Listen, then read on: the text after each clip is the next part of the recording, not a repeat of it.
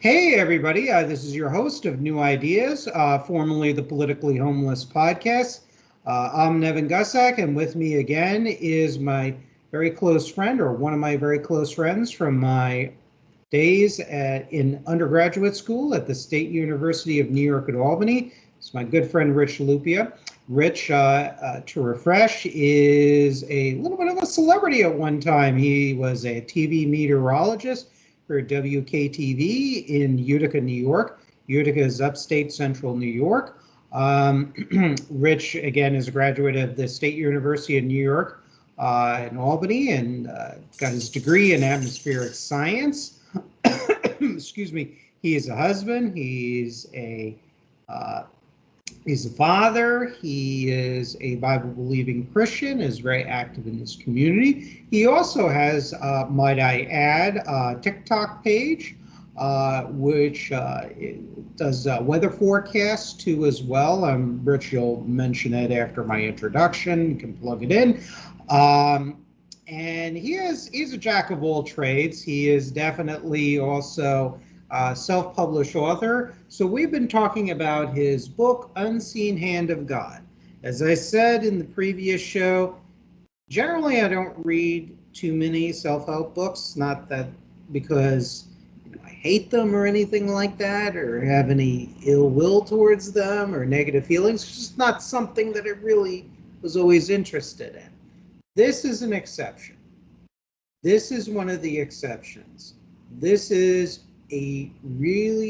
it's a true story which really chronicles Rich's challenges, his victories, his turn to God, and how God has really changed his life, in both of our opinions. Welcome back to the show, Rich.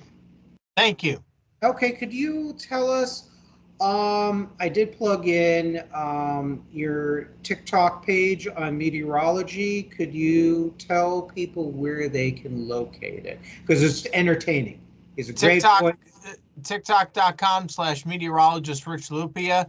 There's over 500 people that are on it right now from all across the country. And basically, I do daily weather, focusing on upstate New York, the Western Carolinas, and the desert Southwest. Those are the three areas that I do right now. I may add a couple of different areas as I go on. After the new year, I'm not sure exactly where I would add, if I would add anyone, but, because I don't want to get it too long. If anything, I might add one or two other areas and just leave it at that. Yeah, let me tell you something about Rich. Known him for 30 plus years.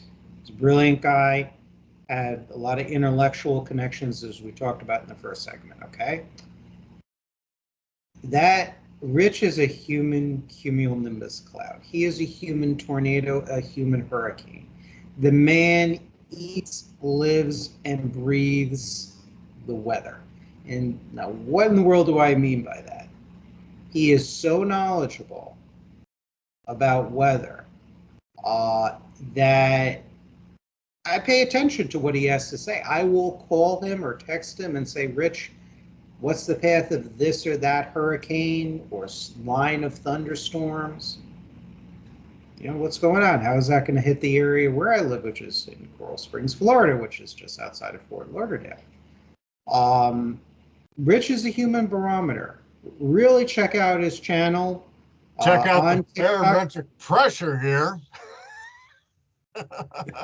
Check it out. Make sure you give it a like, follow it. He delivers it less than 5 minutes, short, punchy, humorous. So if you live in the Western Carolinas, you live in upstate New York, particularly central and western New York, you live in the desert Southwest, please be sure to check it out, to like it. Rich's meteorologist Rich Lupia's TikTok page. Anyhow. Yeah, I was just gonna say most of them are under a minute. Some of the longer ones, I believe some of the longest ones are 1.5 to 2 minutes, but that's only if there's a lot going on. And really with the TikToks, that's the longest that I have them. Usually with TikToks, the shorter the better. It's on Facebook and on YouTube that I decide that if I'm going to put anything up, that I'm going to put up an extra couple of minutes, that I'm going to be a little bit more detailed with my explanations instead of just bing, bang, boom. All righty. Good deal. Good deal. And those of I'm sorry about the bing, bang, boom there. I apologize. That's okay. Now, if you're wondering whose dog that is my girlfriend's dog. She is currently out of the country picking up her daughter. Unfortunately, I could not join her because where I work, we have 2 people out. So I manage a small library here in Broward County, Florida. So we need all the staff we can have. So I'm watching the dog. Message. You can just go see Nevin Gussack at the Broward County Library near you. Exactly. There you go. There you go. So, Rich, now where we left off was a discussion on how God chose you to be his witness, how God has changed your life in innumerably positive ways. And now you're entering SUNY Albany. You're driving east on I-90, which is a New York State thruway. You're driving, going top speed with your dad, your mom. How do you feel going to State University of New York at Albany? I was definitely scared my freshman year. Going to the orientation, in the summertime, that was definitely an eye-opening experience. Mm-hmm. But really, the first weekend, the weekend before Labor Day weekend, that was very interesting. We were at the mall thing, and that mall thing was at Colony Center. It was right before the first day of classes, and we had gone there, and it was on a Friday night. And I walk into this place. I forgot exactly what place it was at the moment. And please forgive me because some of my short-term memory is affected. And, this happens on occasion. And it's because of the stroke that I had 2.5 years ago. That's the result of it. So just please bear with me, and I apologize for it. I don't remember the specific place that it was where I met one of my good friends, Jason Hurwitz, who I still have to this day. But I met him on a Friday night, and, we just were 2 meteorologists, just happened to meet.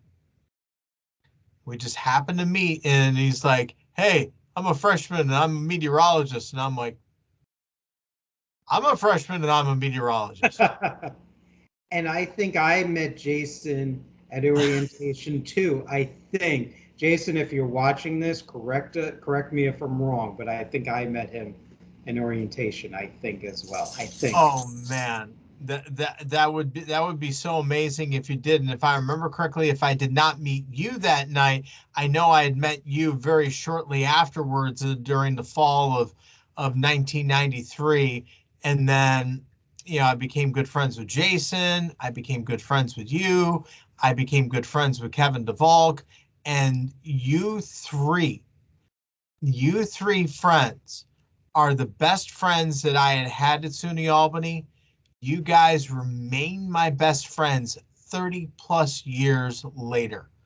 And that's one thing that I am looking forward to someday, sometime before I die, is for the 4 of us to get together one more time.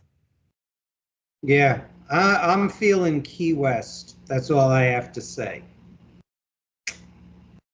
Maybe. Okay.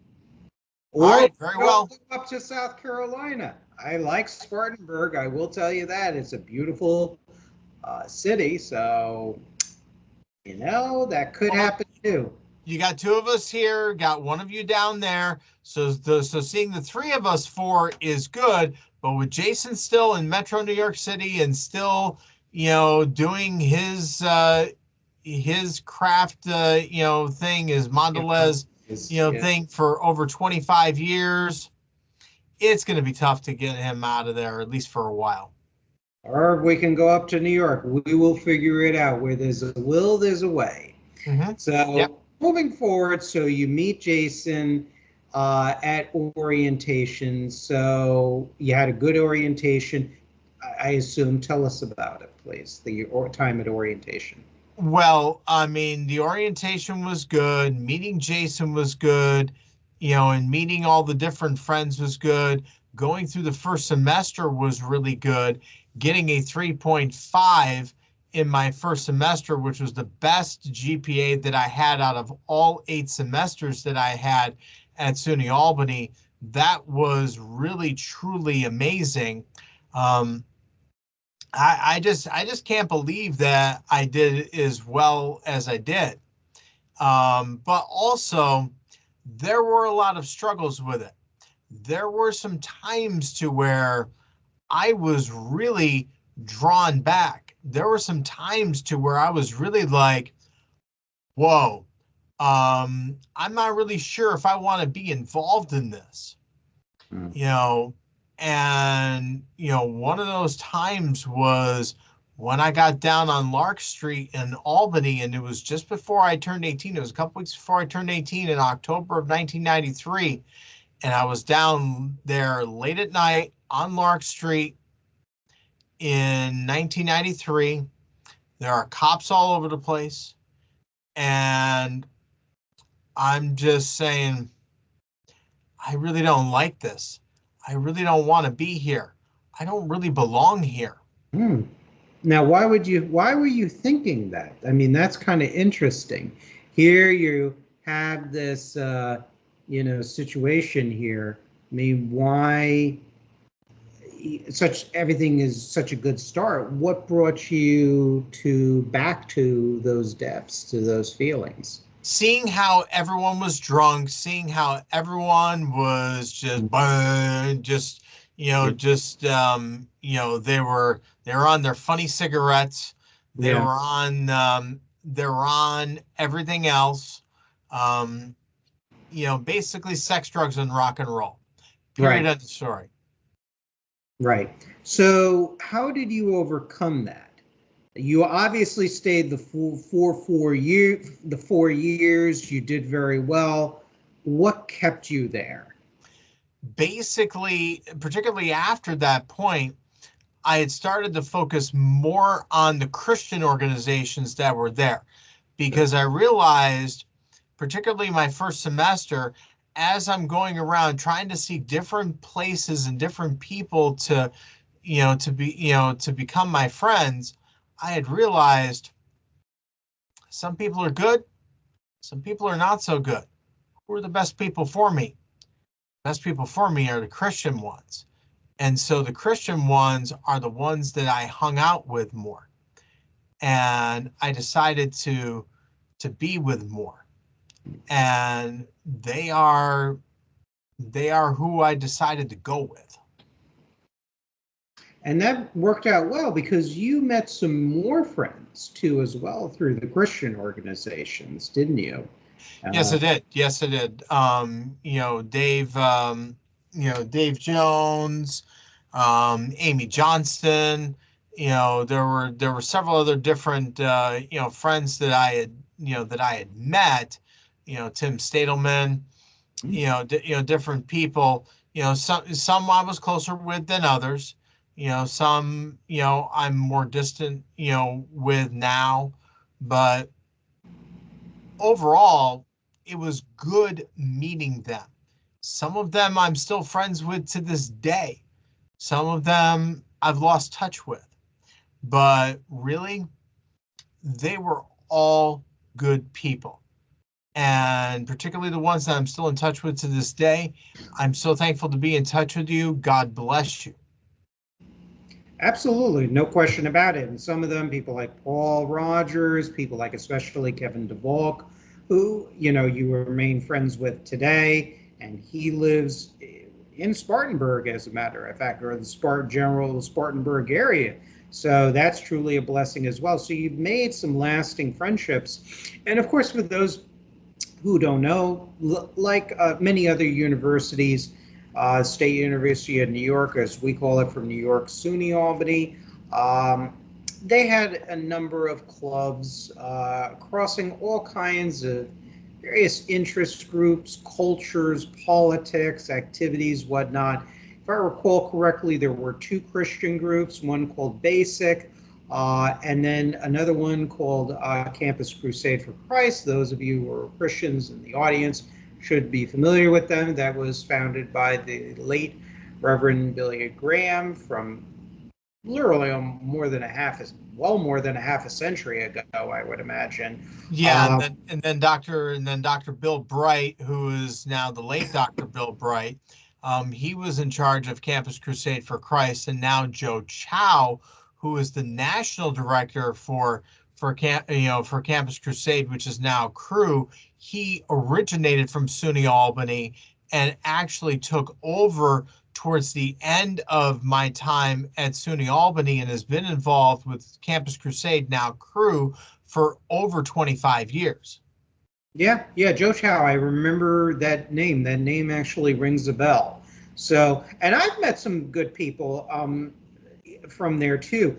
Uh, One who I really am trying to get back in touch with, who was it? Thanks to who was it in your? It was I think thanks to either you or Kevin. We cracked we cracked the code, so to speak, and we found my late friend Chris Jones. So we found him on Facebook, and I wrote him. I have not heard back. He must not check his Facebook page, but I'm really looking forward to reconnecting with him. He was a great guy. You know, as I've mentioned on this program with other guests, and even sometimes personally with different people, you know, and the thing of it is that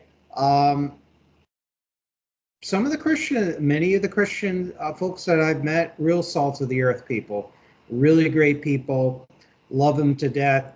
I hope to get back in touch with Chris. But anyways, just to kind of confirm your point, I've met some, as I said, met some lovely people that are Bible-believing Christians too, including you, Kevin Duvall, who I've maintained periodic touch with, and I'm hoping to get back into touch with Chris Jones. So you've had these good experiences. I remember you would take trips during the breaks to like Daytona Beach, Florida. There were different retreats. I remember how much you look forward to that.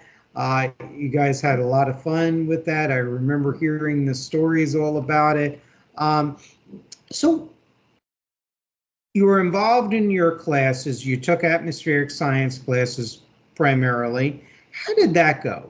How were the professors at Albany? And how were the classes? How was the rest of your life outside, of course, the Christian social groups? You know, tell us a little bit about that. Any hobbies that you did and other aspirations and interests? Well, basically the hobbies, I really had the chance to get more self-focused. Being a Christian and being a meteorologist, I was able to focus much more on that. Which put me really narrow with with my abilities and with friends. I didn't really have a whole lot of them, but the few that I did have were truly good friends, and truly good friends that, like I said, I still have to this day. Now, as for the teachers there, some of them were really good, some of them were not as good. I think we know one. We're not going to mention the name, but it begins with the letter L. And I took a few atmospheric science classes because that was something I was interested in too. So I took that as my science requirement. So I had a little knowledge of the who's in the atmospheric science department. Yes. And the one with the particular L was the only class that I had ever failed in high school or in college. And I failed the junior year and had to retake it senior year. And basically up until the final exam, the very last exam, did I know whether or not that I would have my degree. And just barely, I had gotten just enough points to pass and to get my degree. It was only a D, but D stands for degree. I got that on the 16th of May.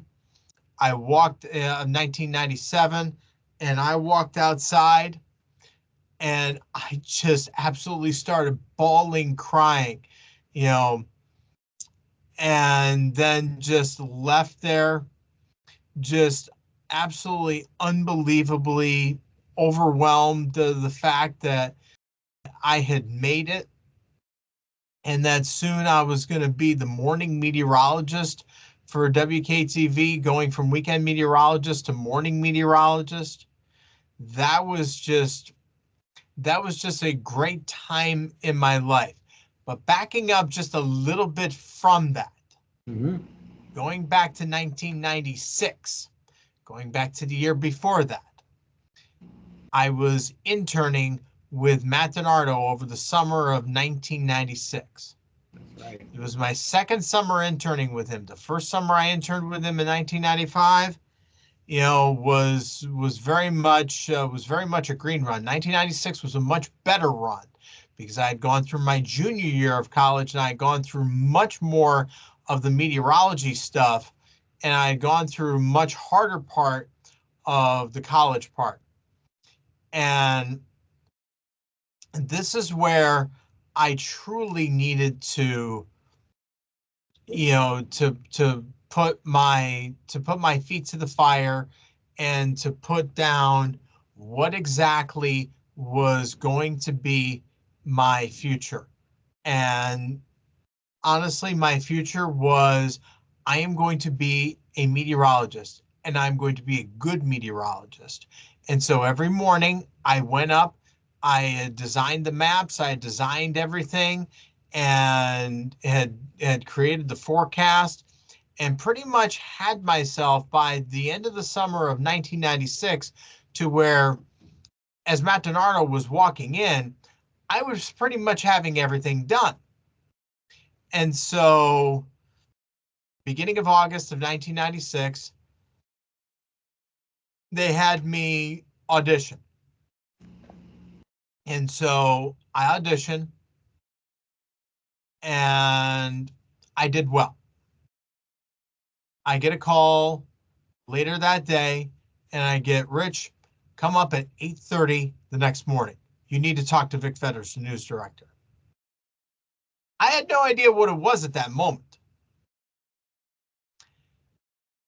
But the next morning, I walk up, it's 8:30.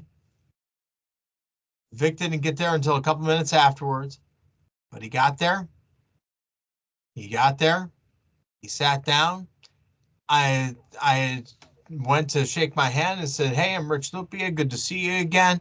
And I appreciate you, I thank you for having me as an intern this summer. And I look forward to whatever you have for me going forward. And then the next words out of his mouth was, I want to hire you.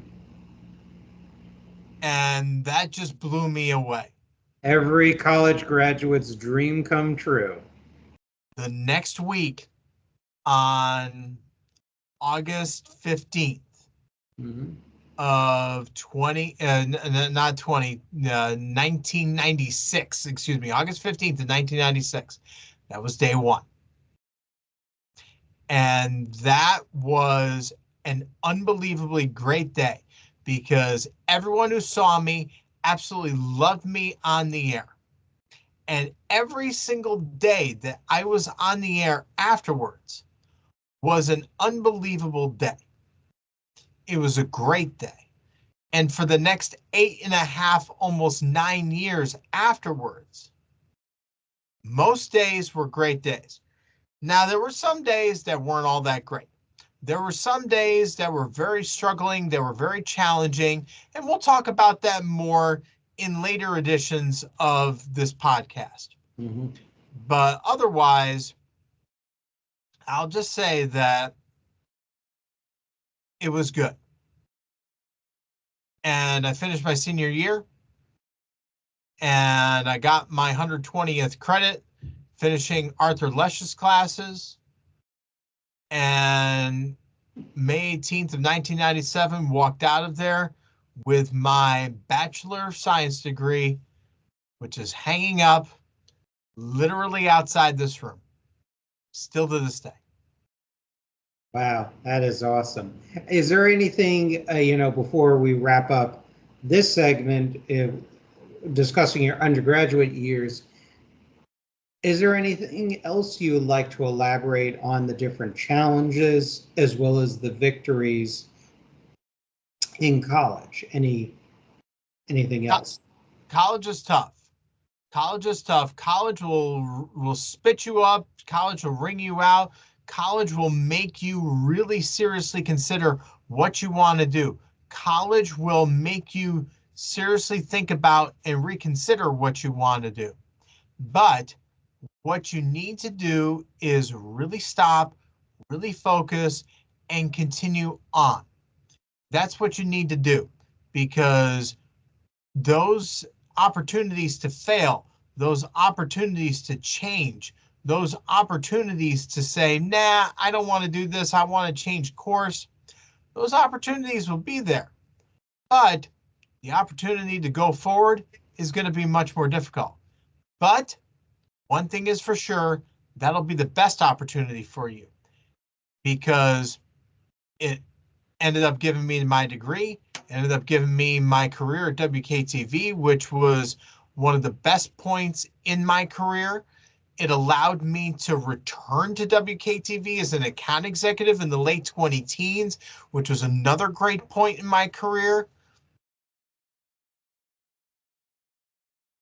I mean, these are different things that I need to focus on, because these are the more positive points of life.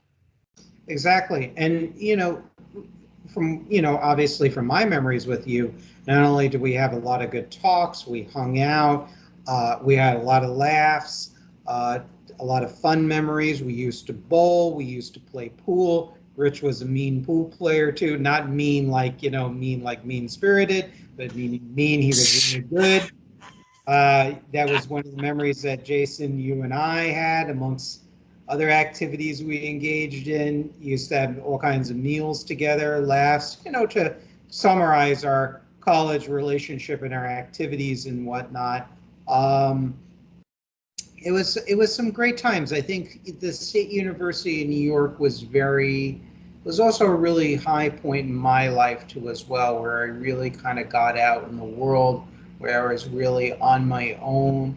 It was one of the best decisions in my life, and that's where a lot of positive changes, particularly in my senior year of college, occurred too as well. Certain milestones that, I'm not going to discuss on this show. This show is not for me to elaborate on my life. It's more Rich's life here, because he's the one that published a book about his life. Yeah.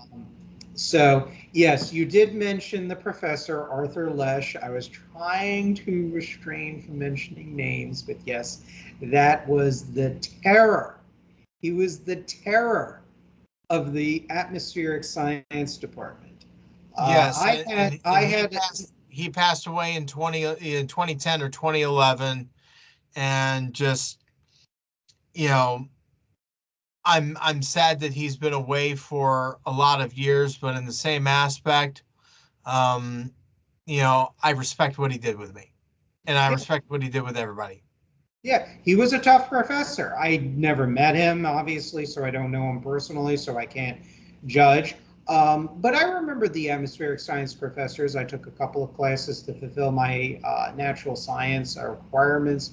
I remember Olga Shorochenko. I remember Volker Monin and others. Good people. They clearly knew their material. I think there were other names that I don't remember off the top of my head, but I liked them and I enjoyed the classes too as well. Everybody knows, I think by now, who are regular listeners, I was a history major and political science major. That's what I graduated with, a double major. And yeah, those were some fun times. And I think another, now that I think about it, that's another bond you and I had too. College really also made us, and it really shaped us in many positive ways. And both of us had our struggles too in college. You, and of course, you in particular, because you're the subject of my interview here, interview slash conversation. Yeah, college was a real amazing experience. There's no doubt about it. And your life really was really prepared. Everything seemed to be set. Going back home to Utica, you were literally had a well-paying position with a lot of respect in the community, and more positive changes will be coming down the pike as you become Well, a celebrity. at least so you would think. And I'll leave that for the next podcast. Darn, I was gonna leave the cliff. I was gonna do the cliffhanger, but you Nope, you sorry, snatched it right away. sorry. Had to do that. Thanks for playing. Have a nice day. It's okay. It's okay. I can't do all the work all the time, so it's all good. It's all good. But again, thank you so much for joining us, Rich, for a discussion about your college years. And we're going to talk about, I'm not going to let the cat out of the bag, but we're going to talk about your time back in Utica. Yeah. We'll talk about the time back in Utica. We'll talk about being a celebrity. And then we'll talk about meeting my wife, getting married, having kids, and then moving all away from it, and then rediscovering life. Right, rediscovering. And there were some struggles, some hardcore struggles. You think a high school was tough and difficult. Yeah. You ain't seen nothing yet. And I am not going to say another word because that is for you to tune back into the show. Ladies and gentlemen in the audience. Thanks for watching. Happy New Year, everyone. And we appreciate you watching this podcast. Yeah, thank you again, everyone. Thank you, Rich, for joining us. Merry Christmas. Again, we say Merry Christmas here. We're not shy about that. Happy Hanukkah. Yeah, I mean, who knows how many of these podcasts are going to come out when, or who knows when they're going to come out. But, whatever we're celebrating then, we're just going to celebrate it. Exactly. Everybody, be good to each other. God bless. Be safe. Let's pray for a safe and strong America. And we will see you next time when I have Rich on my podcast. And we also have some other guests lined up too as well. Some return guests, including a very special interview in January. So stay tuned for future episodes of New Ideas, formerly the Politically Homeless Podcast. Thank you all.